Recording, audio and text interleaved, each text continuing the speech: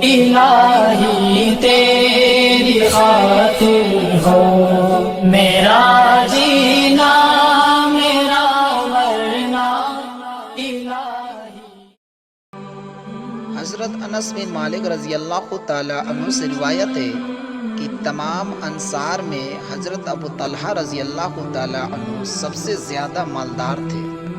وہ اپنے تمام مال اور جائیداد میں بیر نامی باغ کو جو مسجد نبوی کے سامنے تھا سب سے زیادہ پسند کرتے تھے۔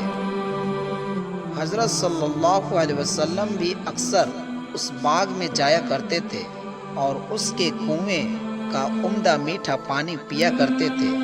جب یہ آیت نازل ہوئی، جب تک تم اپنی پسندیدہ چیز اللہ تعالیٰ کی راہ میں خرچ نہ کرو گے ہرگز بھلائی نہ پاؤ گے، حضرت ابو طلحہ رضی اللہ تعالیٰ عنہ نے حاضر ہو کر آپ صلی اللہ علیہ وسلم سے عرض کیا، یا رسول اللہ، خداوند تعالیٰ اس طرح فرماتا ہے اور میرا سب سے زیادہ عزیز مال بیرحا نامی باغ ہے، لہٰذا میں اس امید میں کہ جو بھلائی خداوند تعالیٰ کے پاس ہے وہی میرے لیے جمع رہے، میں اس باغ کو اللہ کی راہ میں صدقہ کرتا ہوں، آپ کو اختیار ہے، جس طرح چاہے اس کو تقسیم کر دے۔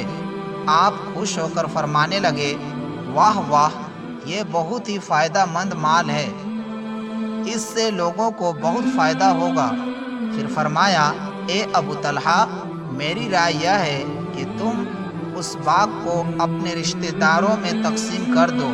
عرض کیا، حضور، بہت اچھا، اور پھر اپنے رشتہ داروں اور بھائیوں میں تقسیم کر دیا۔ الہی تیری خاطر